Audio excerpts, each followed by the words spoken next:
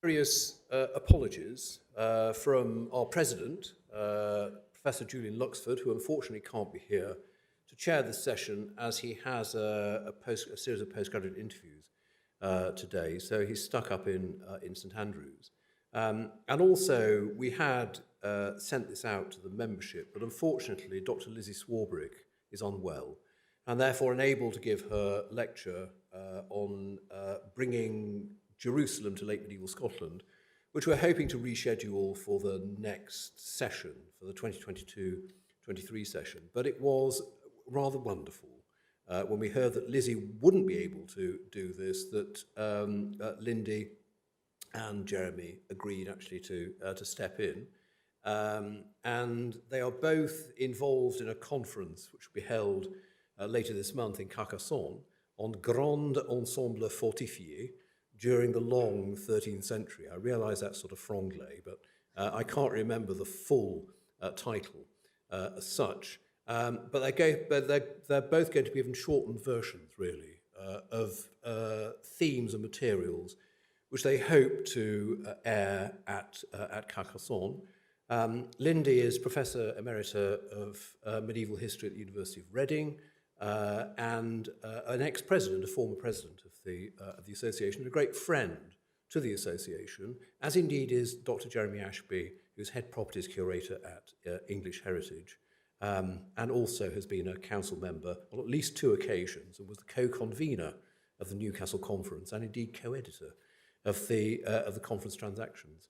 That brings me to another subject, which Anne Hignall would like me to mention, which is that we're having a sort of clearance sale of 1 or 2 old conference transactions volumes, which are actually on the table on the left-hand side, just the left of the door. Don't mill about now, but Anne has put prices on them, absolute bargains, particularly for Krakow. So everything you want to know about Krakow is in that volume.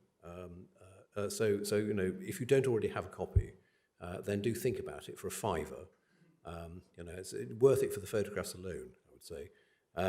And as far as the evening is concerned, then the umbrella title for this evening is Life and Government in Royal Castles During the Long 13th Century. And the talks will divide as Power and Domesticity, Castles and Capetian Rulership in the 13th Century, which Lindy will present, followed by Castles and the English Government of North Wales. And I thought we'd take these together and we'd have questions after both talks.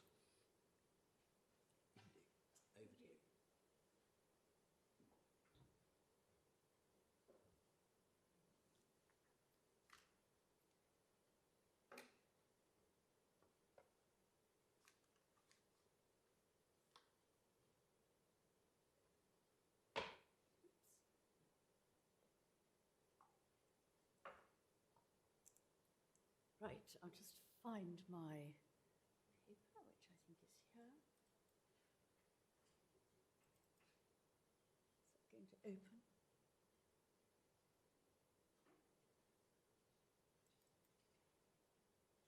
open? Doesn't seem to be opening, though it did earlier on. Is there a light just here, by the way? Yeah. Lovely. Is that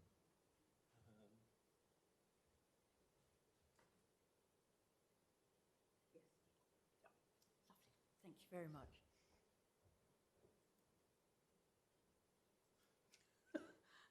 It said, give better presentations. Well, one tries all the time.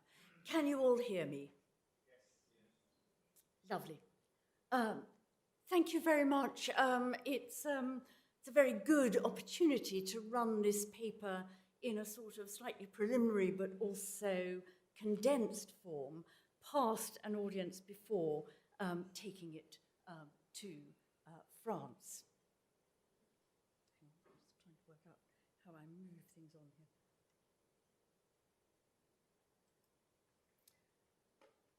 Okay, so power and domesticity, castles and Capetian rulership in the 13th century, and these are the members of the Capetian family that I will be mentioning as I go through.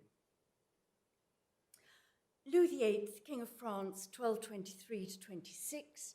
His queen, Blanche of Castile, died 1252, regent of the Kingdom of France. Oops. Oh dear, sorry. What's happened there? Oh, sorry. Right. Okay. Complex technology.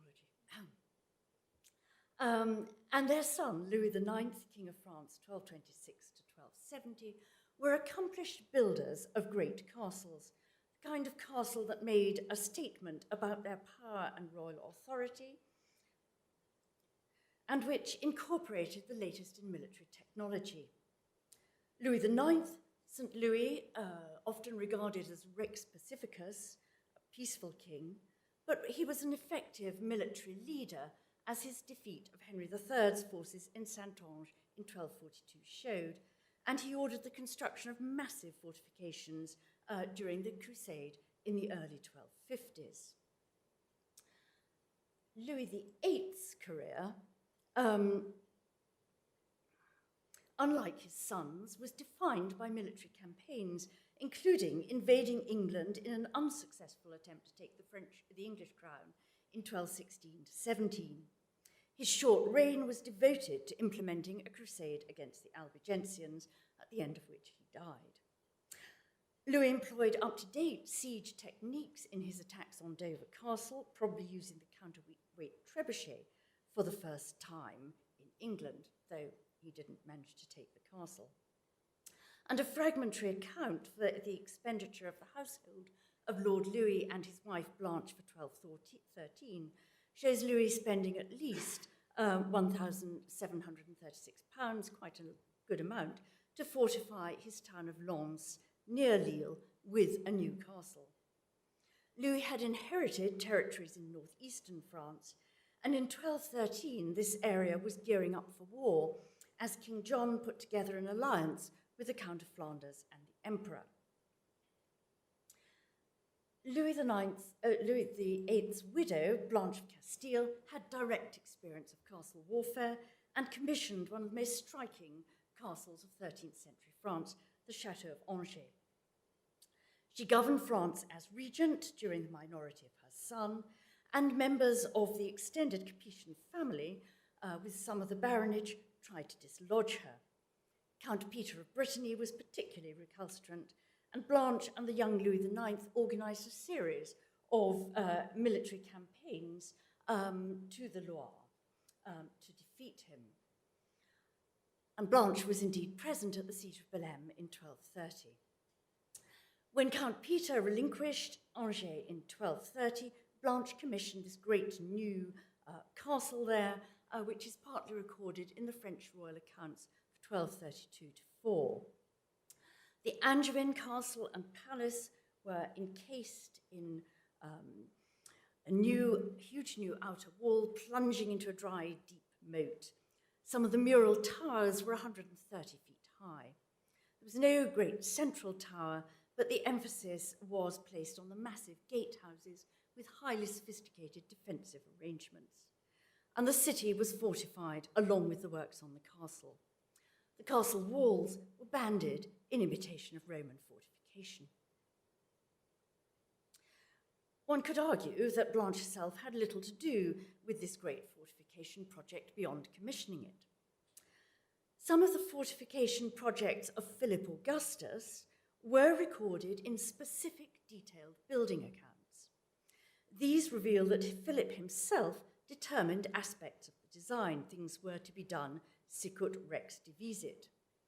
We have no specific building accounts for the fortification projects of Louis VIII, Blanche, or Louis IX, just household accounts which contain some entries for building works. But there is evidence that Blanche took an informed interest in castles and siege techniques. In 1240, William des Ormes, the royal agent in Carcassonne, wrote to inform her about the failure of the siege there. And it's a very detailed account of mining and countermining and boasting about his stone thrower of a jolly good stone thrower of a rather Turkish kind. And I don't think William would have written this letter to Blanche unless he knew that she would be interested in it and able to follow it. So all three were experienced in castle building and castle warfare. All three built great statement castles which projected their power and authority in areas of actual or potential conflict, northeastern France, Angers, and the Holy Land. They inherited the fortifications built by Philip Augustus, which have been much studied, notably by John Baldwin, Alan Erland Brandenburg, Jean Mesquier, and Denis Hayot. Here we benefit from the specific fortification accounts and substantial surviving remains. All commentators agree on the programmatic nature of Philip's fortifications. Sometimes it was just renewing town walls, but often commissioning new or substantially rebuilt castle complexes, using a small group of specialist engineers and carpenters. His castles were built to similar designs, often to similar measurements, usually featuring, as here at the Louvre, a geometrically even layout with evenly spaced round towers along the walls, often with huge round major tower. And these are so typical of Philip's castle building projects that they have been called Tours Philippiens.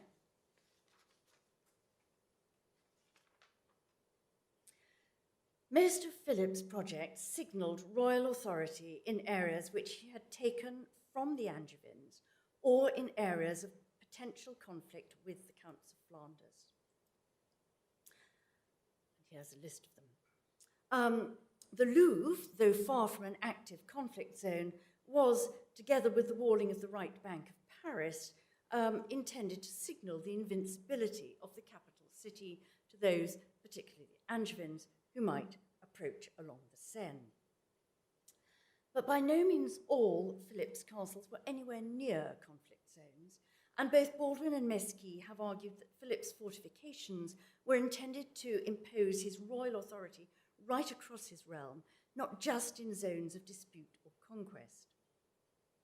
There is no evidence for Louis VIII, Blanche, or Louis IX following Philip's lead in this. Their fortification projects are all in conflict zones. Perhaps the realm was already sufficiently provided with castles as statements of authority by Philip. How far and how did the two Louis and Blanche use Philip's sparkling new castles with their distinctive great round towers?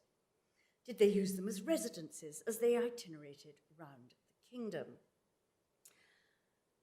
Some of Philip's great round towers had fireplaces, guardrobes, and decorative corbelling, suggesting that they were designed for residential use. But their inner diameters were sometimes as little as 12 feet, meaning they couldn't be used for major courtly activities in the way that the great rectangular residential tower keeps, often associated with Anglo-Norman and Angevin building, could be used.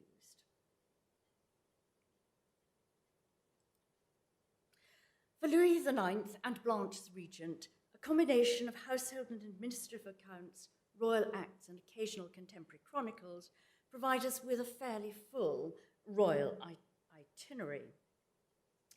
Their principal residence and administrative hub was the palace on the Ile de la Cité in Paris. Philip, which is here, Philip Augustus's Louvre, which lay just across the river, appears from the intermittent French royal accounts surviving from St. Louis's long reign to have been used as a garrison with a porter as the main official. Weapons were stored and made there, and it presumably provided accommodation for the royal sergeants and crossbowmen. As they and their entourage itinerated around the Capetian heartlands, they clearly preferred unfortified sites, staying in abbeys or in unfortified manor houses. The unfortified manors of Saint-Germain-en-Laye, Vincennes, and Panière, and Fontainebleau were particularly favoured. Saint-Germain was provided with a fine chapel in 1237-8, Vincennes with an elaborate water provision, and a fine if modest hall around 1240. Philip Augustus had ordered substantial works on the castle of Corbeil, including a new tower. And Louis IX visited Corbeil often, but we don't know how much he used the castle. An important council at which he conferred the guardianship of the kingdom on Blanche of Castile in 1248 was held in the Hôtel Dieu there, not the castle. And an agreement of 1258 with the Victorine canons of the Abbey of Saint-Guéneau at Corbeil suggests that Louis IX's main residence there was adjacent to the abbey by the river. Louis had built a new upper chapel in memory of his parents there and gave it a thorn from the crown of thorns, but his new chamber and chapel intruded into the space of the abbey, and Louis had to make arrangements with the canons, including their access to the chapel. Of course, they did sometimes use Philip's castles as residences, and occasional works were done to them. In 1248, the Queen's chapels and chambers at Montargis and Villeneuve-sur-Yonne were repaired and redecorated. Dourdan was part of Blanche of Castile's dower, and she visited occasionally, but really only when it was on the way to somewhere else.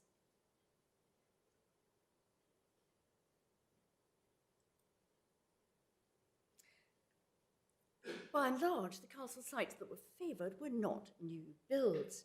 Pontoise was very important. It was part of Blanche's dower and became her main base, but the king and his entourage came often. Joinville tells us that it was a favourite castle of Louis IX and his queen Marguerite of Provence, because their bedchambers were one above the other in the same tower, and they could linger lovingly in the staircase between, until Blanche of Castile, the mother-in-law from hell, arrived to see that they were tucked up in their own beds. It was not one of the sites improved by Philip Augustus, and the residential suites there seem to have been cosy but ramshackle.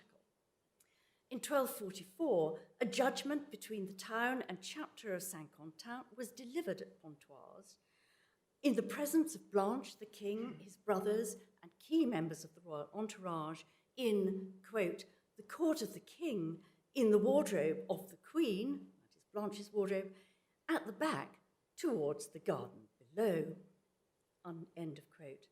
A rather domestic setting for the doing of important government business. Beaumont-sur-Oise was another castle used as a residence. It only became royal in the 13th century and featured a substantial rectangular stone tower, perfectly acceptable for the third-rate aristocrat who had built it, but neither regal nor up-to-date.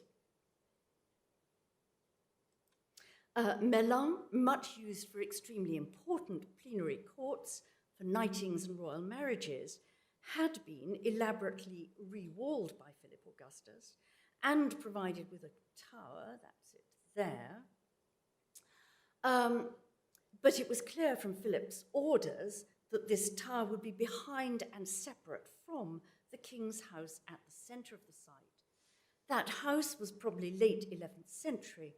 It remained untouched by modernisation, though there were continual works to the kitchens.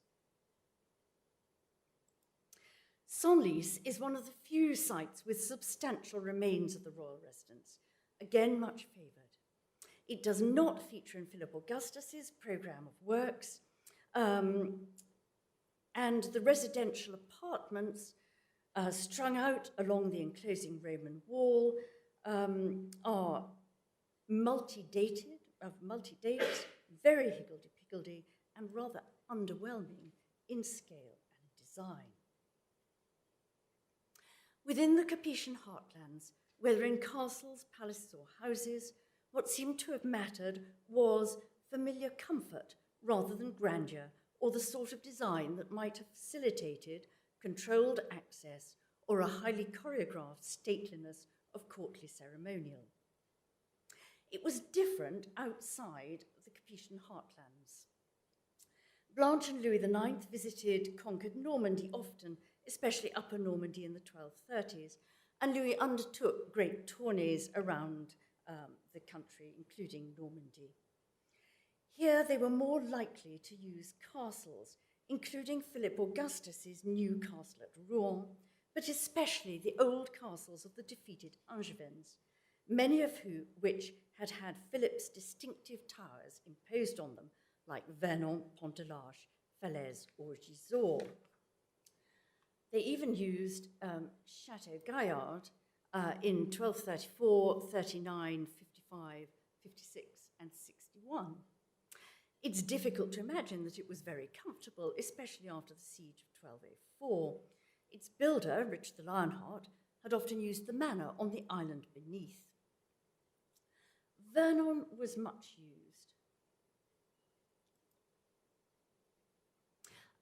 Philip Augustus's tower at Vernon, as Jean Mesquier has shown, had unusually elaborate figural corbels and bosses, though it doesn't seem to me very well adapted as a royal residence.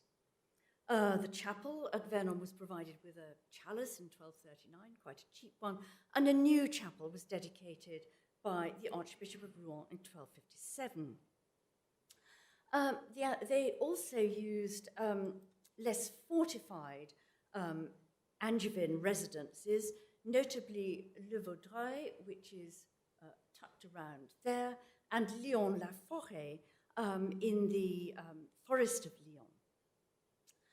Lyon. These were which the Angevins had much enjoyed for hunting, but it was not a very substantial site. Elisabeth Laloux and Bruno Nader have shown how Lyon and neighbouring Angevin hunting lodges in the forest of Lyon were used by Philip IV around 1300 as multi-site residences for the itinerant court. But we don't have the evidence to support that interpretation for the earlier 13th century. It's striking how much important royal ceremony took place outside. The Treaty of Paris between Louis IX and Henry III in 1259 took place in the King's apple orchard in the palace on the Ile de la Cité, with the Louvre sort of lowering across the water at it. In 1234, Louis and his mother held an almsgiving in the meadows below the castle of Beaumont-sur-Oise. For the knighting of Louis's brother, Robert of Artois at Compiègne in 1237, a summer house was built in the meadows, presumably outside the new walls built by Philip Augustus. The investiture of the next brother, Alphonse Count of Poitou, in 1241, took place in the great hall of the Angevin Palace, built by Henry II at Saumur, as Schwanville tells us. But the accounts show that 5 carts worth of tents, along with a great tent for feasting and a temporary chamber and garderobe, were set up in the park of the palace. Why did this investiture take place at Saumur rather than Poitiers, where the palace had the great hall of the Angevin dukes?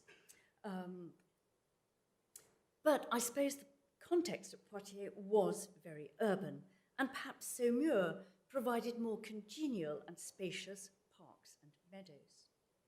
In all these cases, castellation, whether the old-fashioned but well-sited Beaumont, Henry II's Angevin Hall at Saumur, the Louvre, lowering across the river from the King's Orchard, or the fine new walls of Compiègne, would have formed highly effective stage sets for these outdoor ceremonies, but it's quite an expensive way of having a stage set. If Philip's new castle complexes with their great towers were not favoured for royal residence, what were they used for? Perhaps administration. Archbishop Eudes Rigaud stayed in the Norman castles, including Rouen, at the king's expense when he acted as a master of the Norman exchequer. The residential arrangements of those ruling princes, the Counts of Champagne, provide a telling analogy. In the late 12th century, the Counts spent most time in their unfortified palace complex at Troyes, but their castle at Provins was provided with a rather elegant residence just in this area here, and the great tower at the centre, which loomed over it, was simply used to house prisoners.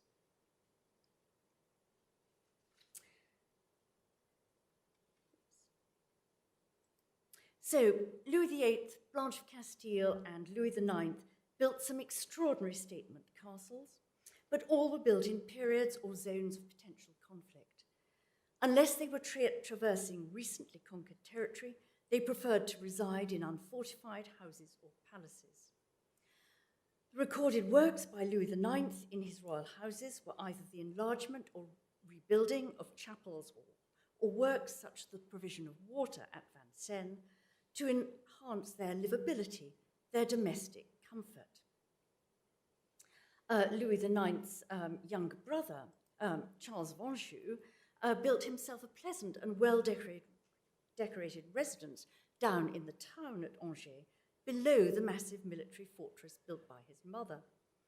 Blanche had to signal possession of the Angevin city. Charles could afford to look to comfort. And when the Capetians did reside in castles, they preferred old-fashioned, ramshackle, even shabby sites like Pontoise, Beaumont, and Senlis to the neatly designed new fortresses of Philip Augustus. Unless it was necessary to construct for conflict, the two Louis and Blanche preferred to build for a lifestyle which allowed comfortable domesticity with occasional grand ceremonial, often exploiting external gardens, parks, and waterside meadows. Indeed, the impression of their residential arrangements in contemporary documentary sources, such as the Lives of St. Louis, is of familial domesticity and a certain informality, with quite a small entourage of trusted friends and servants.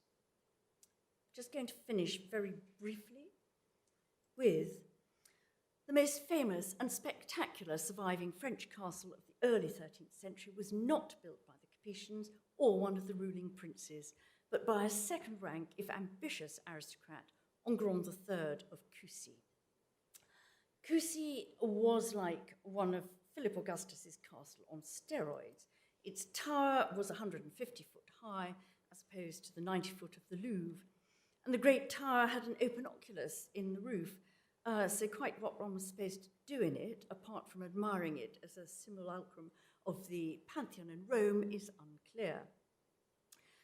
Coucy raises other questions too. Were other French barons, as opposed to ruling princes, building castles on this scale? Did other French barons see castles as their primary residences, as opposed to necessary structures in conflict zones? Did they put more of their resources into them, relatively speaking, than kings did? Was it the baronage, rather than kings, who commissioned the most innovative and influential castle architecture? Coucy appears to be the extravagant expression of a baron's, quote, sovereignty in his own barony, at a stage when Louis IX was content to give royal judgments in a wardrobe, or, as Joinville tells us, beneath the oaks in the gardens at unfortified Vincennes. Thank you.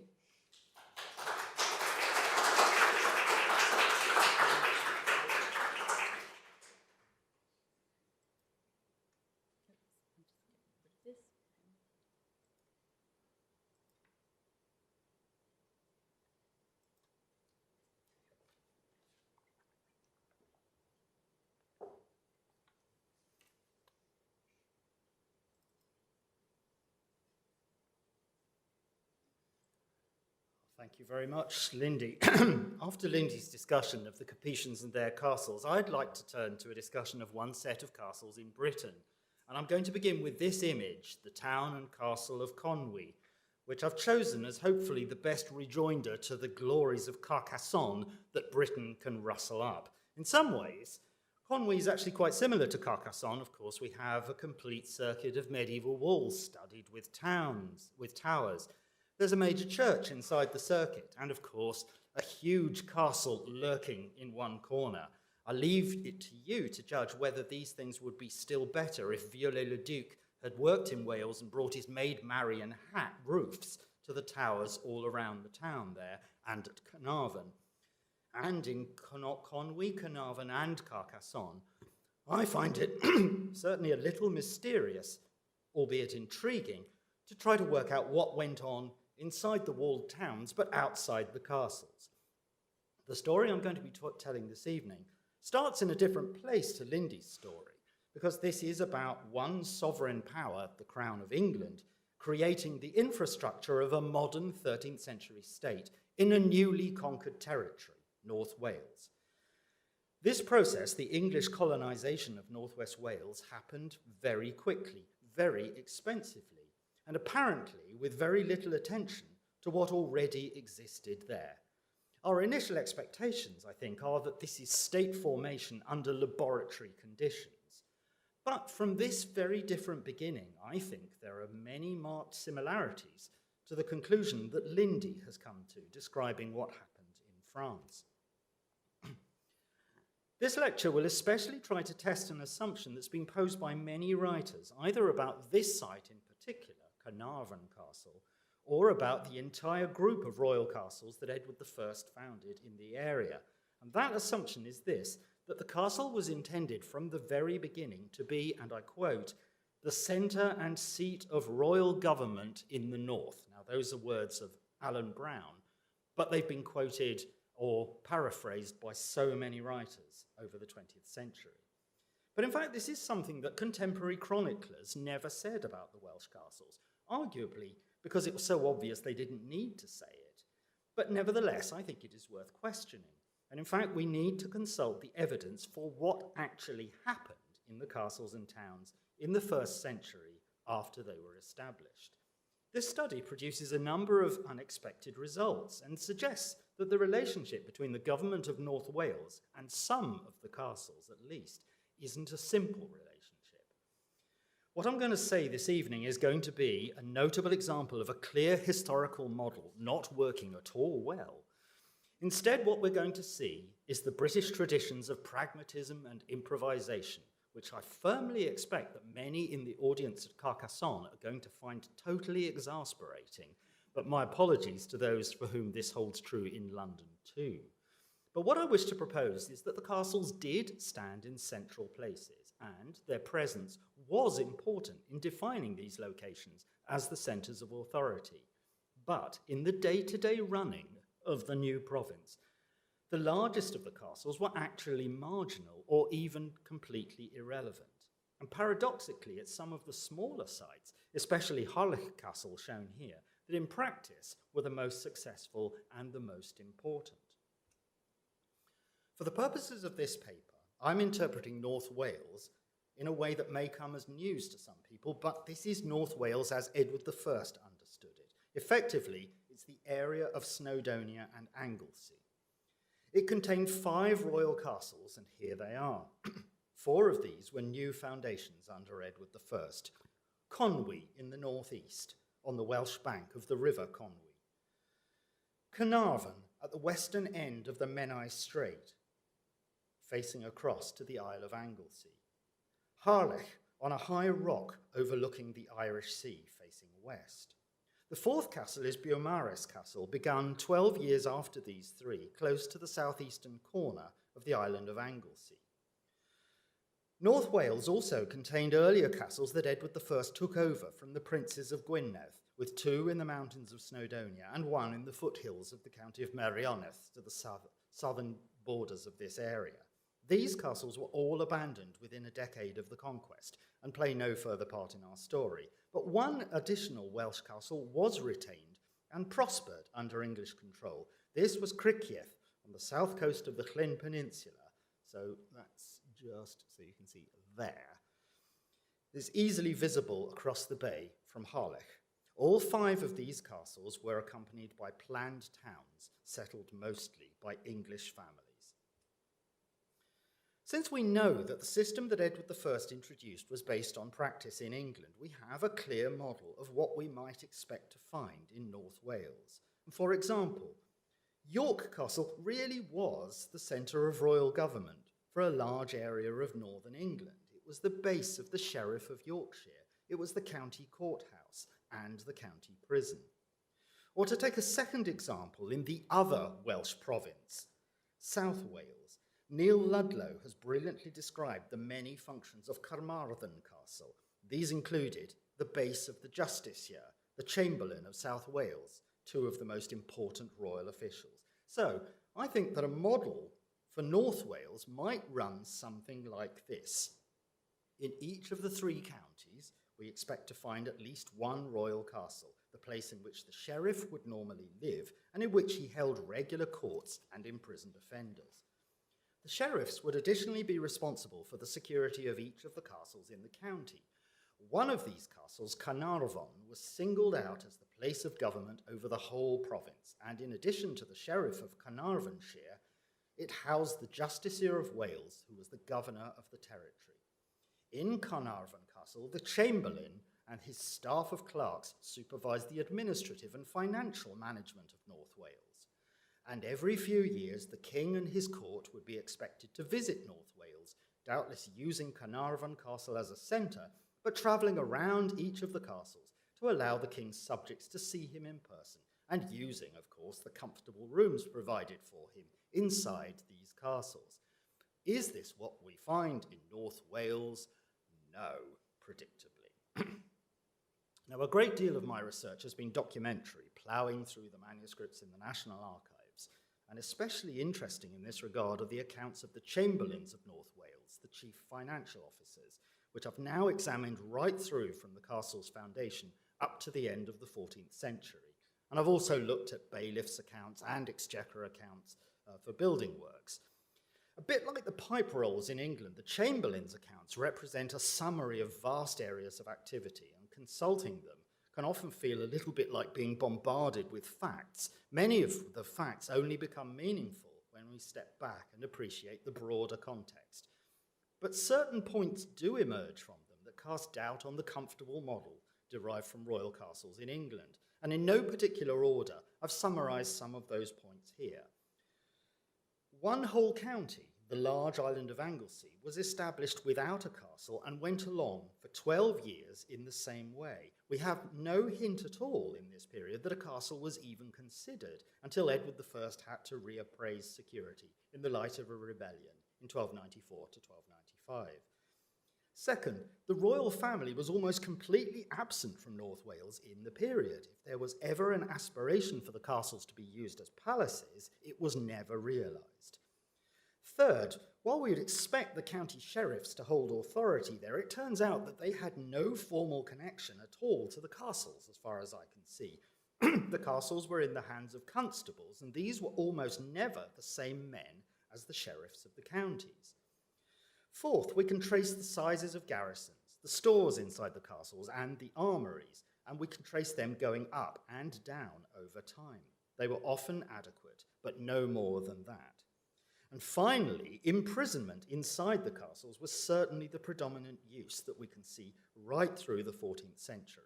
This included both imprisonment of local offenders and state prisoners who were often sent there from a long way away to be out of sight and out of mind.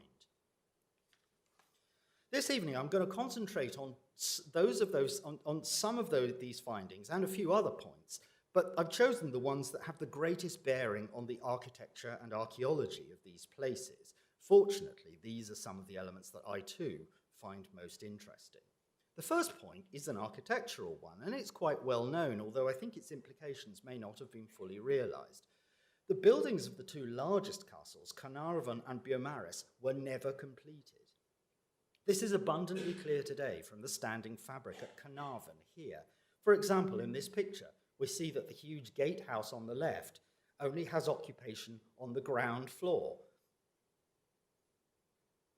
And in the tower beside it, the stub of projecting stone walls for a building that is now missing. These tracery windows something that we only see in this part of the castle, and they suggest that something very sophisticated was intended in this area. It may even have been the intention that the royal lodgings would be here, but clearly these buildings were hardly begun before construction stopped. Documentation makes it very clear that very little building happened after the year 1320. At Beaumaris on Anglesey, comparison of these two images, what was evidently proposed and what was actually built, shows that the outer and inner curtain walls were completed to their full height, largely within 2 years of building, 1295 to 6, but at an unknown date afterwards, all of the towers were capped off after only 2 stories rather than the intended 3. Both of the gatehouses, southern side and northern side, were only partially finished and occupied. A range of hall and chamber in the courtyard there, adjoining the chapel tower, was never begun, and only a low storehouse occupied its site. The reason generally assumed for this lack of completion at both Carnarvon and Beaumaris is that the money to complete the castles became unavailable after about 1296, a sign that the king was giving more attention and resources to his wars against Scotland. The momentum for building works in Wales was therefore lost and never recovered. Now, I'm going to be arguing later in this lecture that this is true, but not the whole story. I think that the reasons why the castles weren't finished are actually more complicated and rather more interesting. But it's very important to realise that just because the buildings of these castles remained incomplete, we shouldn't think that the castles never became fully operational. Clearly they did function, and arguably they functioned quite adequately. At both the castles, the many towers were fully habitable, even if they never reached their intended full height, or were never joined by the ranges that were originally intended to run next to them. And of course, the other 3 castles in the group, Conwy, Harlech, and Criccieth, were finished as planned. The next point's also often been mentioned, if little discussed, and that's that royal visits to North Wales were very rare indeed. They actually happened most intensively when the castles were still building sites. But once they were finished, Edward I did stay in the completed Harlech Castle and at Conwy in the year 1295, when he was mopping up after the rebellion of Madoc ap Llywelyn. This is the scene shown in the reconstruction picture of Conwy here. But thereafter, the 14th century was entirely without royal visits until the autumn of 1399, when Richard II had very uncomfortable stays in the castles at Harlech, Beaumaris, Carnarvon, and Conwy, as his rule was collapsing. In the whole period, there are only a few suggestions in documents that royal lodging was ever regarded as a serious possibility. The most famous is a letter of 1332, in which an official at the court of Edward III complained that the 5 castles were ruinous and not fit for the king to stay in if he should ever go to those parts. It's notable that in all the documentation for maintenance and repairs in the castles, and there's a lot of material about this, the terminology of kings and queens' lodgings, kings and queens' chambers, is never used at these castles throughout the whole of the century. So what can we say about the actual uses of royal buildings where they stood? The answer is almost certainly that the apartments built for royalty were routinely occupied by the constables of the castles as the most important officials routinely living there. It's important to remember that these men weren't just lone individuals, but the heads of households that could be quite large. For example, the documentation of a miracle story at Conwy in 1303, which I've talked about on many previous occasions, refers not only to the constable of Conwy, Sir John de Sicon, but also to his wife, Lady Joan, several maidservants serving her, the steward of his household, John de Boys, and a cook specifically for the constable, rather than for the whole of the castle. The royal apartments at Conwy, the finest in the group, were certainly the most fitting buildings in that castle for the household of an important knight. And though there are very few references to constable's accommodation in the accounts, a few can be found in other places. For example, in 1344, repairs were made in Beaumaris Castle to the roof of the hall in which the constable is living, and that's almost certainly the North Gatehouse that we see here. Likewise, a recent published interpretation of the gatehouse at Harlech Castle supports the view of Arnold Taylor that the constable and his household lived on the first floor of the building, occasionally hosting visits from other officials on the floor above. But before we leave the subject of royal accommodation, I must mention one other historical event. In 1301, Edward I invested his son, Edward of Carnarvon, as Prince of Wales and sent him to Conwy to receive homage from Welsh landowners. I'd like to suggest that the prince's stay didn't all take place in the castle. Inside the town of Conwy was a building known as the Hall of Llywelyn, named after the last Welsh prince whom Edward I had defeated in 1282.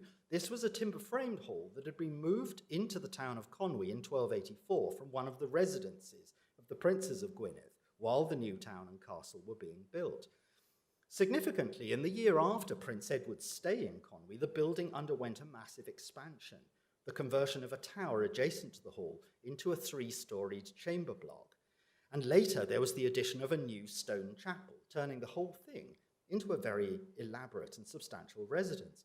I suggest that Prince Edward had used this building rather than the castle. This building still remembered as a building of the ancient line of Welsh princes for these ceremonies of homage, and that they intended that this hall would be used on future occasions when the English rulers wished to present themselves to their Welsh subjects.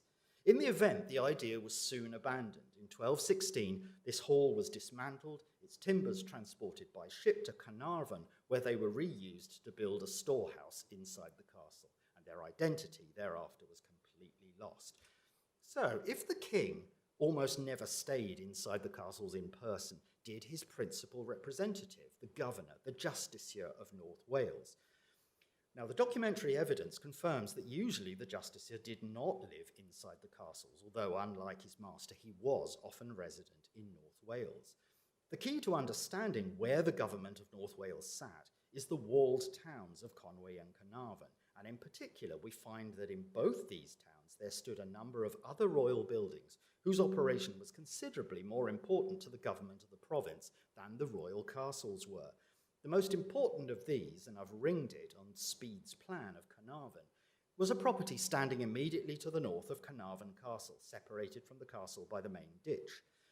We don't know whether this property was founded in the first phase of after the English conquest, because we only have references to it from 1295, when the English were reconstructing the castle and town after damage by Welsh rebels. The property went by a succession of names: the King's Court, and briefly the Prince's Court, between 1301 and 1307, when Edward of Carnarvon was Prince of Wales. But from 1310 onwards, this property was explicitly described as the court or lodging of the Justiciar of Wales, and throughout the rest of the Middle Ages it was either called this or Le Justice Court. This complex was large, well provided with buildings, including at least one great hall and possibly two built in stone, several chambers, a kitchen and stables, and elaborate gardens. Though nothing of the medieval buildings now survives, sadly, the central county court for Carnarvonshire remained on this site through the Middle Ages and long after. The present building that we see dates to 1863, but in fact the courts only moved off this site to a purpose-built modern building in 2009. What's remarkable is that an almost identical complex also appeared in the town of Conwy, again outside the castle. The origin of these buildings is as obscure as those of the king's house at Carnarvon, but here we have at least a hint. Right at the beginning of the conquest, in the spring and summer of 1283, just after the defeat of the Welsh princes, King Edward I and Queen Eleanor moved into the precinct of the Cistercian Abbey of Aberconwy. For the next year, the abbey became the main supply base and logistical centre for the royal army. New buildings were added for the royal household: a hall, a chamber block containing chambers for the king and queen, a garden, and two new buildings for the royal wardrobe, all inside the Cistercian complex. My hypothesis is that it was these temporary timber buildings that were replaced within 3 years in stone as a permanent complex for administrators. Unfortunately, we don't have evidence of exactly where they stood. Documentary references aren't completely precise, but they place the complex near to the castle, and tellingly, near to the cemetery around the church, so we can be fairly certain that it lay in the southern part of the town. And the bit that I've ringed is, I think, the best guess that we can come up with. Once again, The documentation right through the Middle Ages talks about the buildings inside. The principal building was a hall, roofed this time with shingles, together with several chambers, a kitchen, a bakehouse, stables, all enclosed by a stone wall. As at Carnarvon from about 1310, it's confirmed that this complex was assigned to the justiciar as his lodgings, and it remains so for the rest of the 14th century. In fact, the very fact that this complex existed is interesting, because no other evidence suggests that the town of Conwy was seen in any way as special or different to the other walled towns.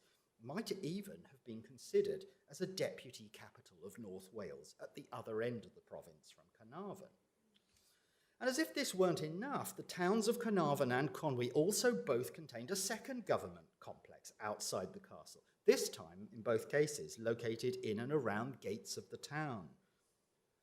In both towns, these gatehouses provided a base for the Chamberlain of North Wales. The Chamberlain was, as I've said, the principal financial administrator, the man who presided over a large staff of clerks who supervised the main exchequer of North Wales, mostly based in Carnarvon. And on several occasions throughout the year, all the officials of North Wales would have to go to Carnarvon to present themselves to the Chamberlain for the audit of their accounts. Once this was done, the Chamberlain would go to Westminster, present the collated accounts for North Wales to the main royal exchequer there. The gatehouse in the east gate in the town wall at Carnarvon is identified as the site of the Welsh exchequer from the mid-1290s onwards, and almost certainly the residence of the Chamberlain himself was above the gate. Unfortunately, the gate itself has been drastically altered between the 18th and 20th centuries several times, so only limited medieval fabric now survives. But there's a lot of documentation about these buildings that make it very clear that besides the gate itself, there were several other buildings in the complex, including a stable and a storehouse. And these documents provide occasional indications of the kind of activities that the staff of the exchequer would carry out, besides these occasional audit sessions around the exchequer table. These include things like the supervising the movement of prisoners, much correspondence with the sheriffs and other officials around the province, and missions going all around, travelling around to sort out local disputes. So there's no doubt that in terms of the day-to-day running of North Wales, it was this rather unprepossessing building that lay at the very centre of affairs. And as I've hinted, once again we know that the Chamberlain and Exchequer had an outstation in the town of Conwy. Fortunately, this time it's left some very substantial remains. A key building was this twin-towered gatehouse in the town wall, known since the 1300s as the Mill Gate, because it gave access to a water mill on the stream to the south of the town. In 1286, when it was newly built, the royal clerks of the wardrobe used the first floor of the gatehouse and a long rectangular building standing next to it. That's just round the corner, and here is a sign of it. Though this building, the long rectangular building, has long gone, the stretch of the wall contains a line of 12 latrines corbelled out in the manner of box matriculations. So clearly, this building housed a large number of people. In 1307, it specified that the first floor rooms inside the Millgate now served once again as the lodging of the Chamberlain. And as for the long building with the latrines, I suggest that it was used by the clerks of the Exchequer. Unfortunately, the Exchequer building at Conwy is listed among the structures that were destroyed in the early 15th century by Welsh partisans supporting Owain Glyndŵr, and no further mention was made of it for the rest of the Middle Ages or the Tudor period. So, to begin to draw some conclusions from this very rapid overview, I believe that it is possible to see the creation of workable systems in North Wales. The surprising thing, though, is that not all of them depended on castles. The size of the castles, and especially the range and quality of the buildings inside them at Conwy, Harlech and Beaumaris, at least as Beaumaris was planned, meant that the castles could technically have housed the crown and court and discharged most or all of the central functions of government. But the evidence, incomplete at Carnarvon but fuller for Conwy, suggests that from the very first years of the conquest, it was the complexes of governmental buildings in the towns outside the that lay at the centre and seat of government. These buildings weren't architecturally prepossessing. As this painting of Carnarvon shows, they become almost invisible against the massive backdrop of the castle, but they were clearly extremely effective. The complex at Carnarvon lasted through the Middle Ages and into the modern period, and I would like to suggest that because Wales could be governed perfectly adequately from these unfortified buildings, This may lie behind the fact that the authorities didn't need to finish the buildings inside either Carnarvon Castle or Beaumaris Castle, which was only a 2-hour boat journey away.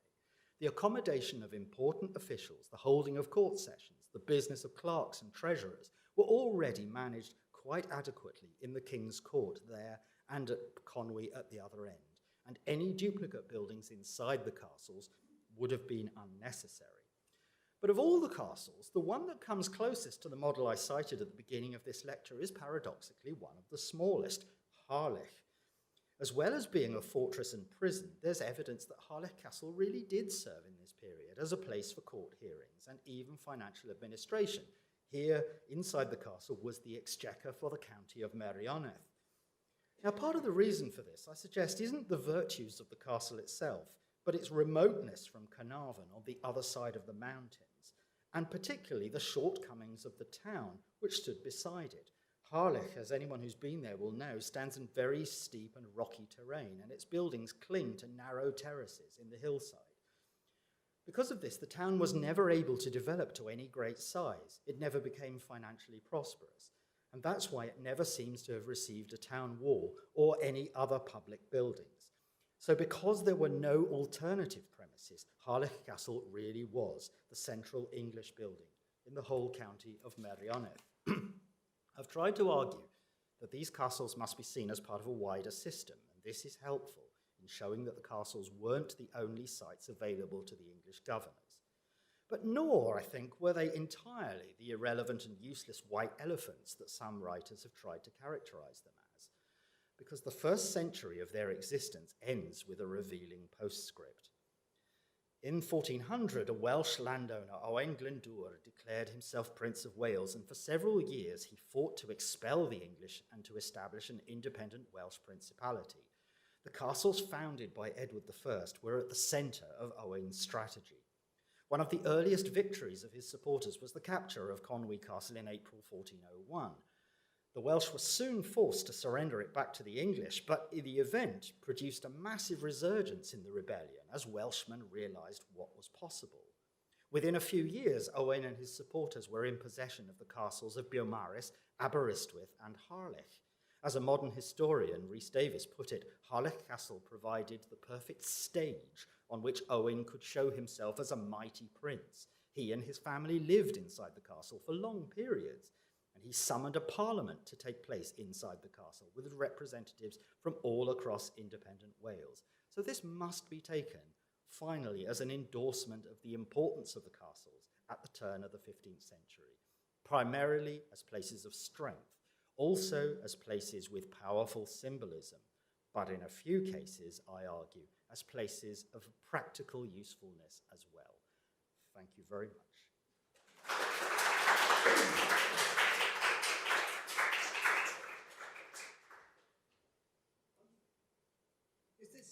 Is this microphone working? It is.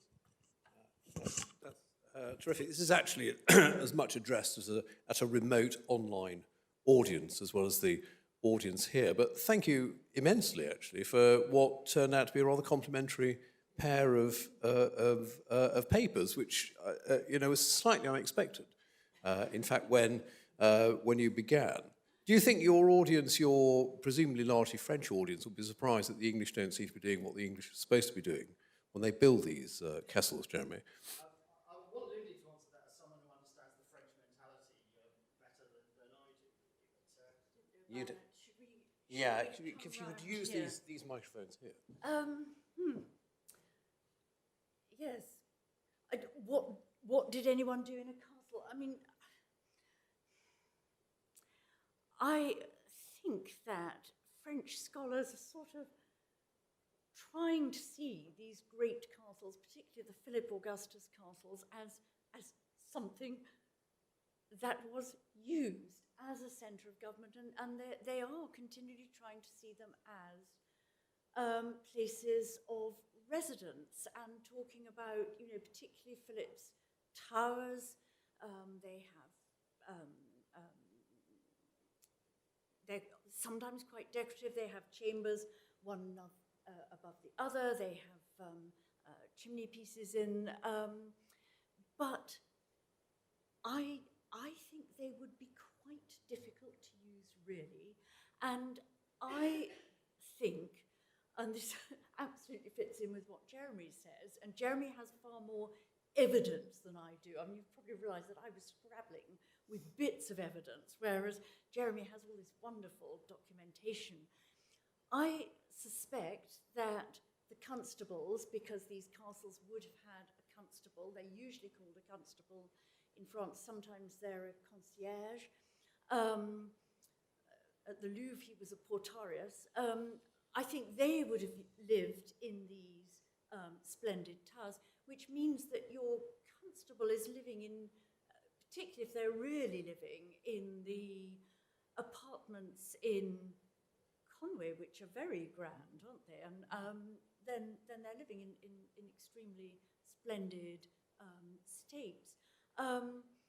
The other thing that I think was interesting from what Jeremy said about you've got the constable living in them, but the justiciar or the sheriff is not necessarily based in the castle.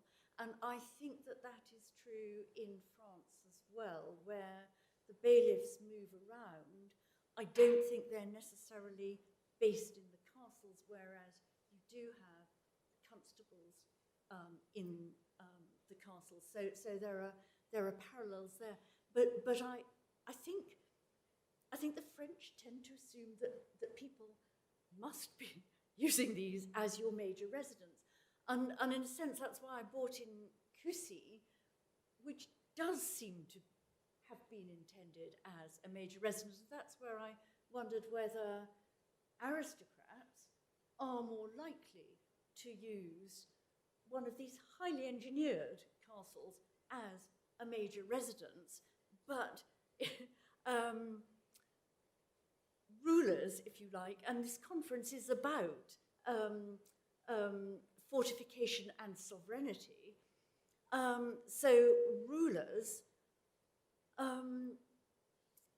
don't use them in anything like the same way. But as you say, and as for Philip Augustus, as for the Capetians, when they're going around conquered areas like Normandy, they use the castles like Owen Glendur, using the castles that you conquered and residing in it then, because these huge buildings, huge and very expensive buildings, just have so much charisma, is that the word? I mean, just they mean so much. Sorry, I didn't mean to croak. Are there any questions from you, Matt, that have come from our remote audience? No. Are there any questions from the audience? Yes, Alexandra. That was so wonderfully rich and interesting. I'm still trying to take it all in. I think this distinction between the castle as a place of representation, symbolic value, you can't besiege the house in the village, can you? But you can besiege the castle, or claim to have defended it. That makes so much sense.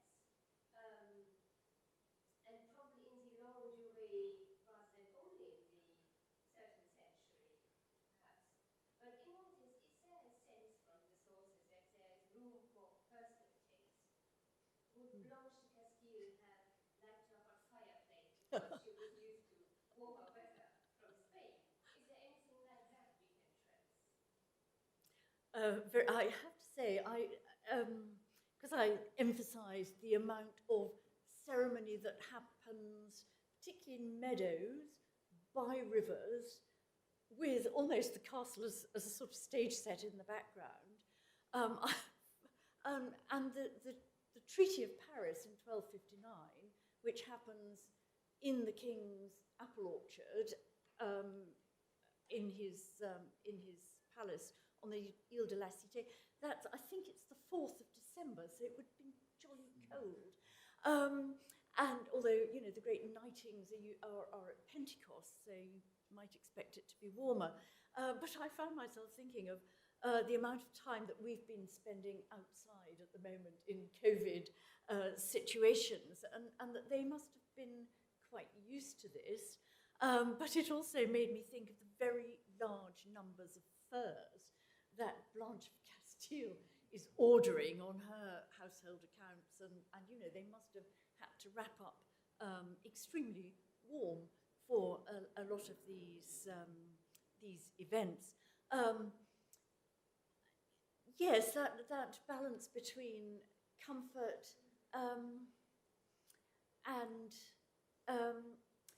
but I'm quite struck by the shabbiness of somewhere like Senlis, which was very, they were there all the time, and St. Louis set up a big new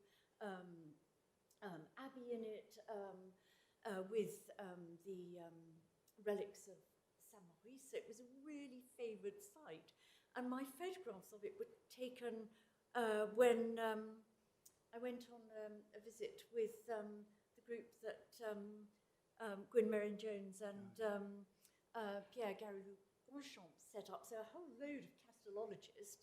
Edward Impey was there as well, Emmanuel Litou, who'd worked on Angers. And we all looked at these apartments at Senlis, and apart from the chapel, nobody could make head nor tail of how you might have used them, how you might have moved from one to another. Certainly not with any kind of elegance, grandeur, or anything like that. So yes, you're right. One does have to sort of think about, and St. Louis obviously perhaps was quite sympathetic to not moving around in very grand buildings, but sort of, yes, one does have to take that into account as well. But it's striking, I think. Can I just sort of jump in with some English stuff? I mean, for the Edward I, I find it difficult to speak authoritatively about what his personal taste might have been, or anyone else involved in it. But for his dad, Henry III, it's terribly easy, because the Liberati rolls and have got vast amounts of detail about it. Now, you can't take them all entirely at face value.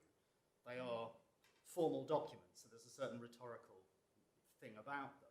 But you just mentioned about, Blanche of Castile needing, something to remind her, and it immediately made me think of the wretched scene of the poor Eleanor of Provence arriving from the south of France in bloody awful Britain, think what to do. And Henry paints one of her rooms, I can't remember, with winter painted with such a miserable face that he may truly be seen to be winter. Now you kind of think, okay, that's speaking very specifically to the demands of the moment. And Henry III's accounts are full of him trying to create something that's to his taste, and hilariously failing to do it.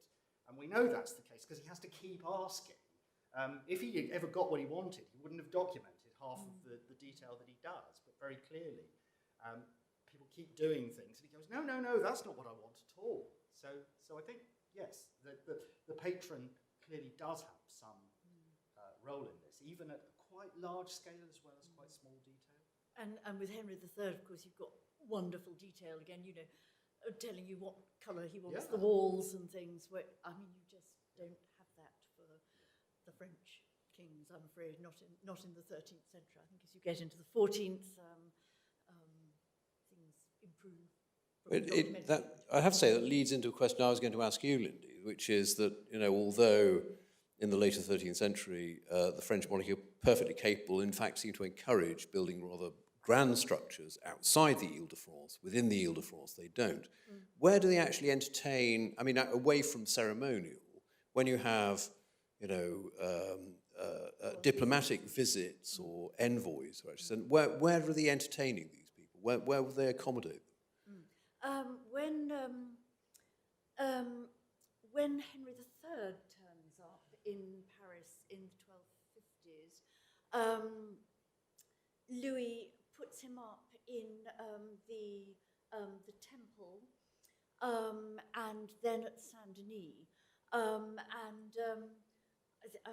trying to remember, Matthew Paris says something about the Temple is particularly suitable because it's got lots of space, and lots of space for for the knights and also possibly the temple was because I suppose the Templars are knights. Perhaps it's particularly good on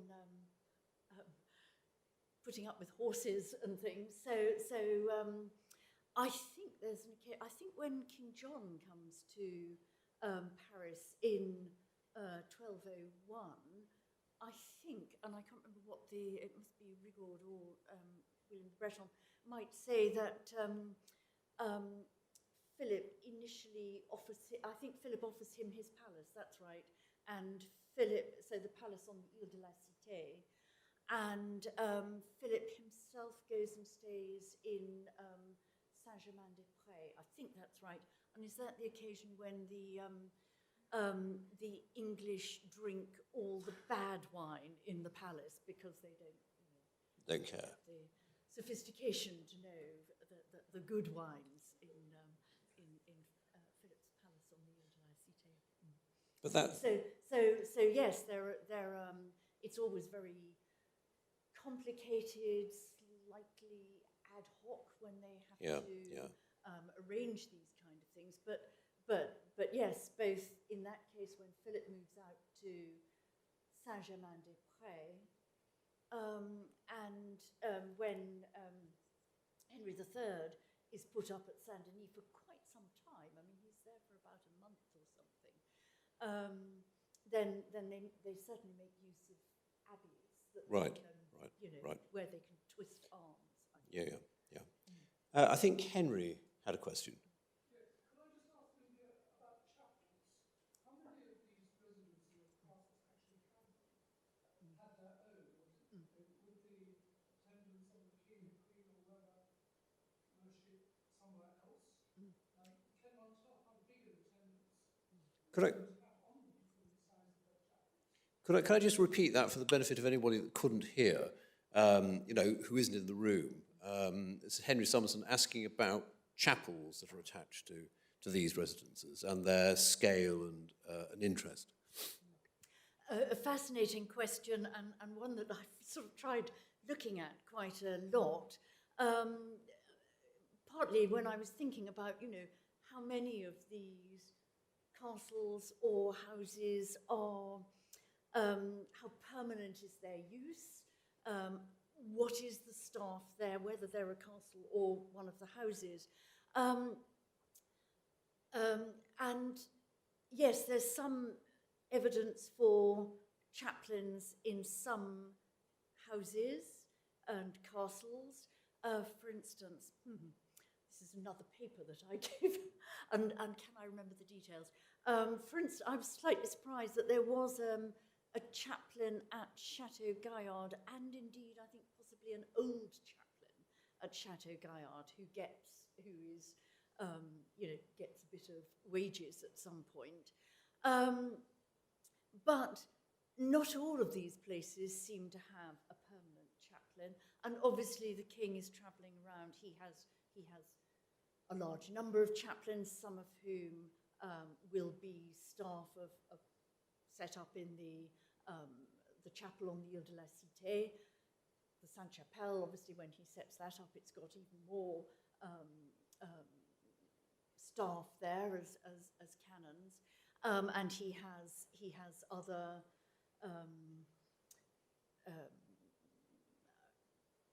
I suppose various churchmen who are part of the royal entourage, who will move around with him.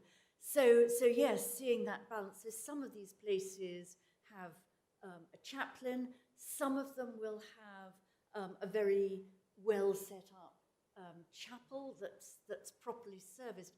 At Saint-Germain-en-Laye, for instance, initially the royal chapel there is served by monks from Coulombe. I think this is right. I've talked about this in another paper, and I need to remember. And I think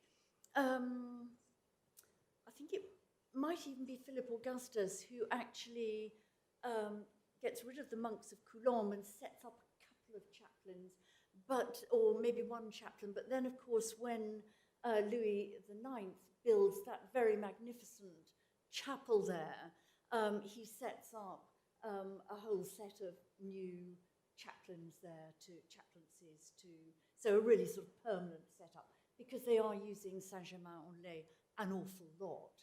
I was going to say something else about chaplains and provision of them.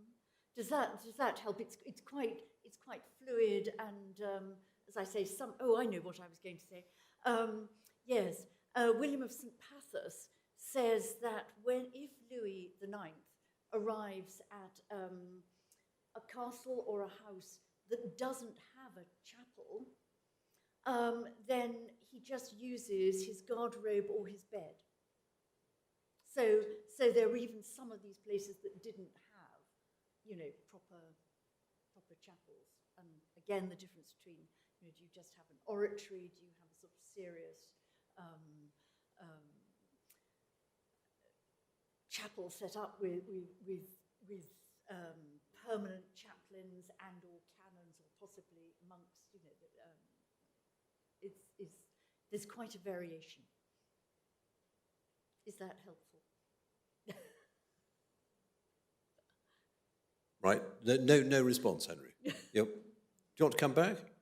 Not to that, but can I just make a comment to Jeremy Ashbee about that interesting list of points you made about how the Welsh castles were not like York, but they, looking down that list of functions, they are quite like Carlisle, which is further north, right on the border. So potentially, at any moment, militarily important, but right through the 13th century, neglected completely because England and Scotland are at peace. So in the 1256 or thereabouts, a report describes how it's more or less falling down.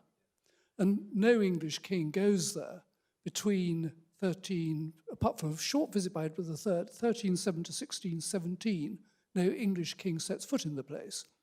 It is run by the sheriff, and also there is a constable who obviously runs the castle on a day-by-day basis.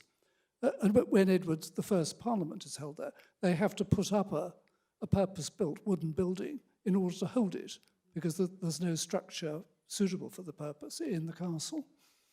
No, thank you, Henry. I'm grateful for that. And I've done very little work on Carlisle Castle. I know you've done a vast amount, but it was interesting that just briefly looking at it, something that you just referred to there, that the sheriff and a constable do seem to have some involvement. With the sheriff seems to be quite significantly the senior of the two officers, and constables are complaining that the sheriff isn't giving him enough money, and there's vast amounts of sort of money in arrears. And I would be interested at some point, perhaps offline, you can explain to me exactly how that relationship went, because it's something I've been trying very hard to find in the Welsh castles and can't. The absence of sheriffs from most of what I can find about the Welsh castles struck me as rather interesting. The sheriffs of the North Wales counties are paid a very, very small amount of what constables are paid. Now that could be because constables, an awful lot of what the constables are paid is going to have to go to the officers and the lower rank of soldiers and the chaplain and the ateliator and all the other kind of thing, and the expenses of prisoners as well. So maybe it sort of evens up a bit, but quite actually how that relationship played out in North Wales, I couldn't see. It didn't seem to be as straightforward as I could see it somewhere like York, which did seem to be quite clear. I mean, do they actually have a lot to do, though, sheriffs? I mean, I'm sort of absolutely. I'm quite struck by how many sheriffs actually are sheriffs not of one county but of two or even there's three. Huge amounts. I mean, rather interestingly, what I looked for was evident. I talked to Edward Impey about this, and he said, well, this is going to be the same man as the constable, isn't it? So I ploughed through all of this, and it almost never happens. Rather hilariously, there are certain instances in which sheriffs of counties are also constables of castles, but sometimes that castle is not in the county of which the sheriff is in charge. No. So there are two successive instances in which the sheriff of Carnarvonshire is also responsible for Beaumaris Castle, which lies on the Isle of Anglesey, somewhere completely different. But they do quite a lot. They're travelling around. And in Merionethshire, I think the sheriff might be doing a bit more in Harlech Castle. And there's a rather nice or scandalous incident in 1344 when think it's the under-sheriff, actually gets killed while holding county court in Harlech Castle, gets murdered by someone, and there's a big problem, you know, as you might predict. So, yeah, there's a little bit of stuff about that. But in most instances, yeah, I couldn't place them in the castles.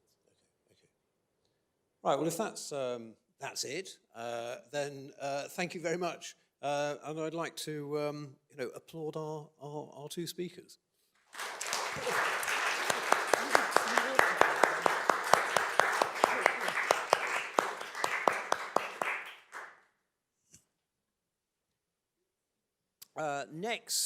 The next meeting on the first Wednesday of December, the date of which I now forget, we'll see John Munns talk about another reassessment, or sort of a reassessment, of the Henry of Blois plaques, which is the Reginald Taylor and Lord Fletcher prize-winning essay. So we hope we'll see you all then.